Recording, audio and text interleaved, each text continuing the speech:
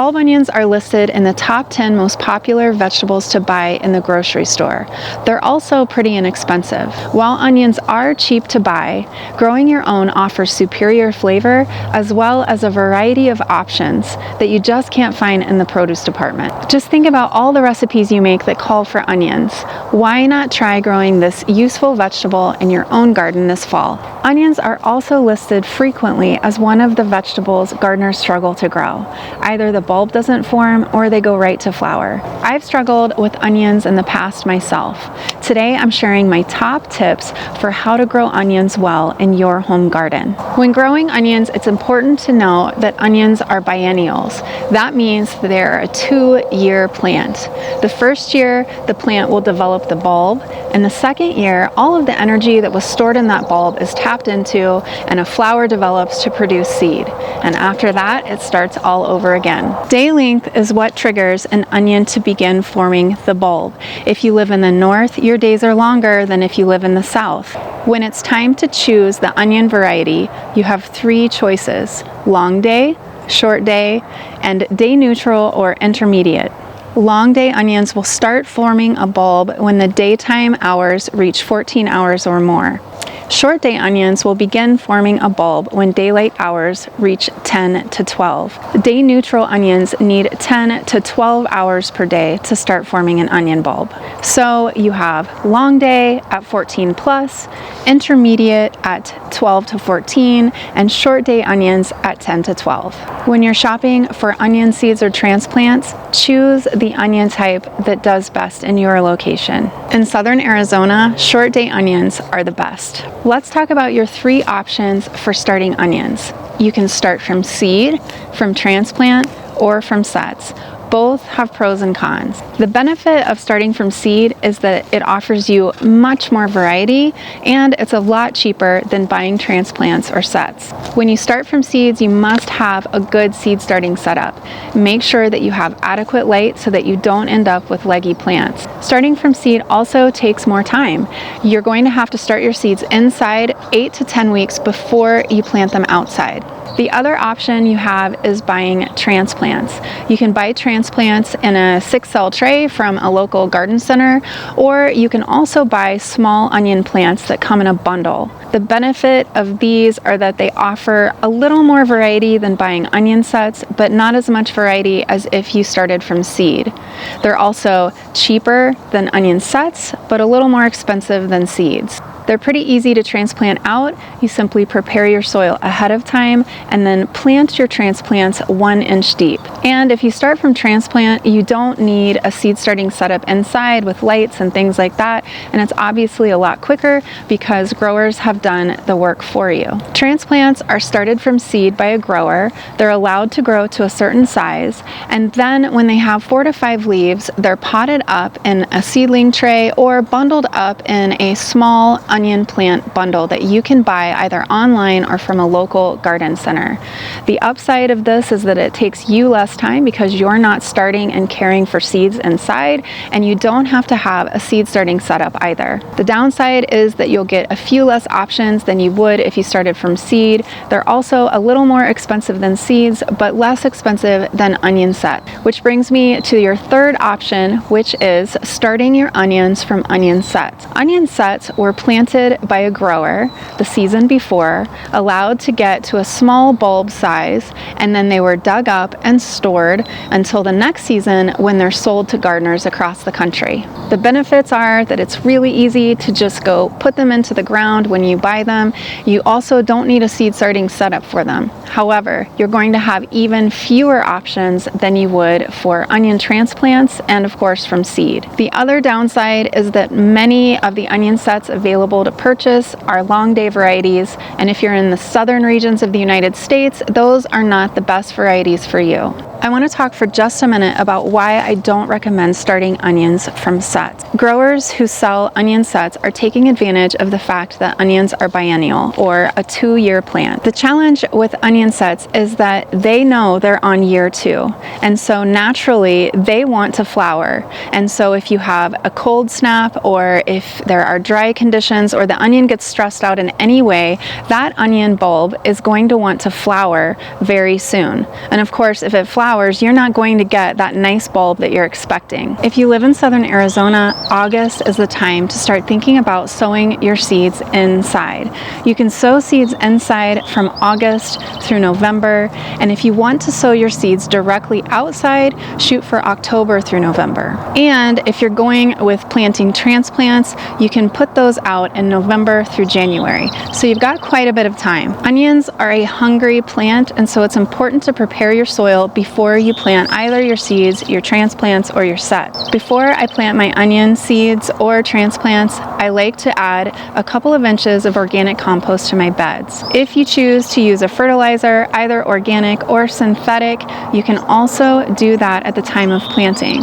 But there are certain fertilizers to add to onions at certain times, so let's go through that really quickly. The first fertilizer you can add is phosphorus, and phosphorus should be added at the time of planting. I like to use the trench method. First, I will dig a trench 3 inches deep, then I'll add half a cup of high phosphorus fertilizer per 10 linear foot row.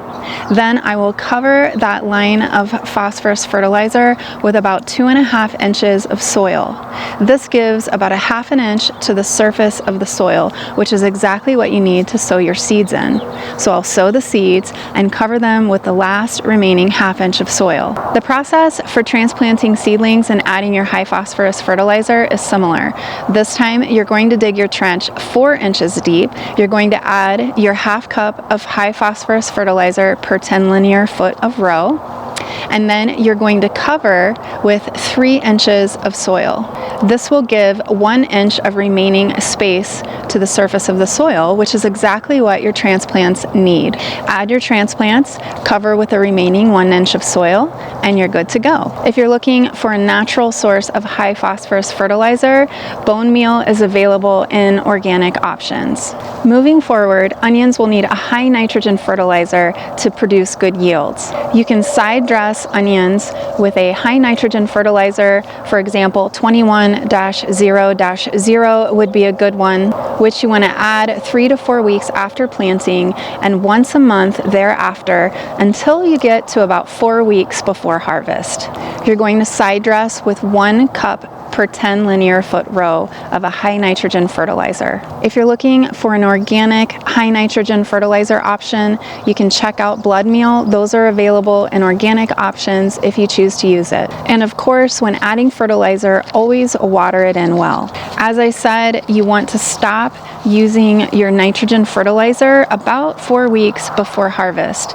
And you know that the time is getting near when you see the neck of the onion starting to soften. You may see them starting to fold over, but you want to check on that neck often to see if it's starting to soften, and if it is, cut off the nitrogen fertilizer. Remember what nitrogen does for the plant. It encourages a robust growth of foliage, which is not what we want as our onion is in its final few weeks of bulb formation. We want bulb growth, not leaf growth. Onions do best growing in full sun, so try to find a spot in your garden that receives at least 6 to 8 hours of sun every day.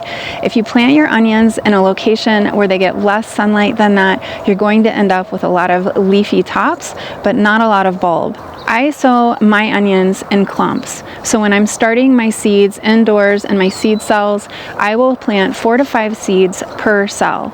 And then when I plant them outside, I will plant them in that clump and I don't separate them out. As long as you have really rich, fertile soil, the onions should do just fine. And make sure that you water them well enough because you've got 4 or 5 onions in one spot, so they're going to require a little more water in each of those planting spots than they would if there was just a single onion growing there. If you're planting your onions in clumps, I would give more spacing. So I would say at least 8 inches between each of those clumps.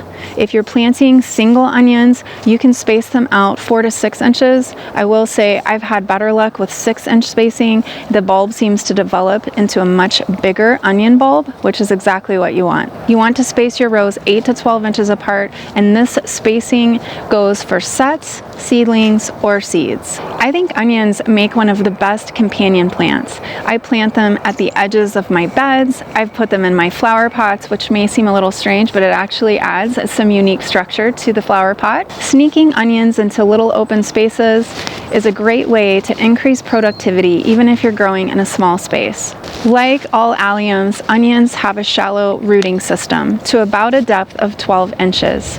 You want to ensure that your onions don't dry out so that you get good bulb formation. You can mulch so that in between waterings the moisture stays consistent. I like to water my onions to a depth of 12 inches so that I know that water is getting to the roots. Onions that are grown in dry conditions will have reduced yield, diminished bulb size, and not as good a flavor. If you're watering your onions too much, they're going to tell you by their color. The color will be a pale green or even a yellow, so hold back on the watering if you're seeing that color change. Can you prune onion tops? The answer is yes, you can. When I was researching this topic, I found a lot of disagreement.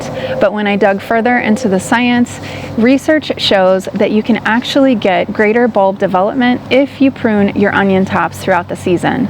Now, I'm sure you're not finding farmers running around trimming acres of onion tops with pairs of scissors. That would be an unsustainable thing to do. However, for the home gardener, it doesn't hurt to try trimming your onion tops to see if you can get a bigger bulb. The green onion tops are their leaves, and the rings around the onion are actually the base of the leaves. If you have more leaves, you have more rings, and therefore a bigger bulb. One of the ways you know onions are nearing harvest time is when the tops start to bend and fold over. And when this happens, it crimps off the flow of energy from the tops, which are photosynthesizing, to the bulb.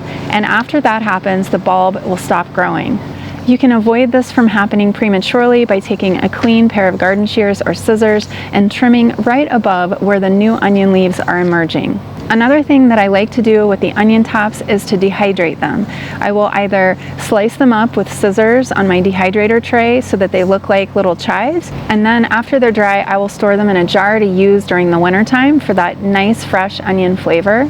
Or if I'm feeling lazy, I will put the whole tops on the dehydrator tray, and then after they're dry, I will put them into my food processor and grind them up to make onion powder. Remember, a well-groomed onion is a productive onion, so don't be afraid to give those onion babies and onion adolescents a little haircut now and then. One way to know when harvest time is near for your onions is by tracking the number of days. Most bulbing onions take between 100 and 120 days to mature. In southern Arizona, this puts us at late April through early May. As the time gets closer, you need to stop watering your onions.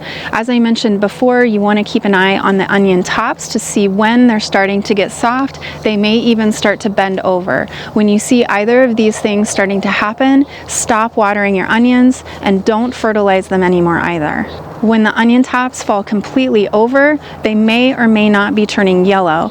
At this point, you know that the onions are ready to harvest. At this point, you can leave the onions in the ground for a few more days, and then it's time to pull them. If you have any onions that have bolted or gone to flower, they're not going to store well, so take those into your kitchen and use them right away. In most parts of the country, it's recommended that when you pull your onions from the soil, you lay them right next to where they came from and let those dry for a week or two until you take them to the location where you're going to be curing them. In southern Arizona, by late April and early May, it's already starting to get hot. So I don't like to leave mine out in the direct sun because I feel that the bulbs can get sunburned and cooked. I will either take them and put them under a dappled tree and let them dry outdoors there for a week or two, or I will just take them directly to the location where I'm going to be curing them. So whether you choose to lay them on the soil next to the bed you pulled them from, take them to a dappled location, or take them right to the curing area, just monitor them. This leads me to curing onions. If you want to store your onions for months, they're going to need to be cured. You can do this by moving them to a location that's cool and dark but with good airflow. I like to use a wire shelf that I have. I'll either put it in a shady location on my porch, or if it's too hot, I will put it in a little unused corner of my house.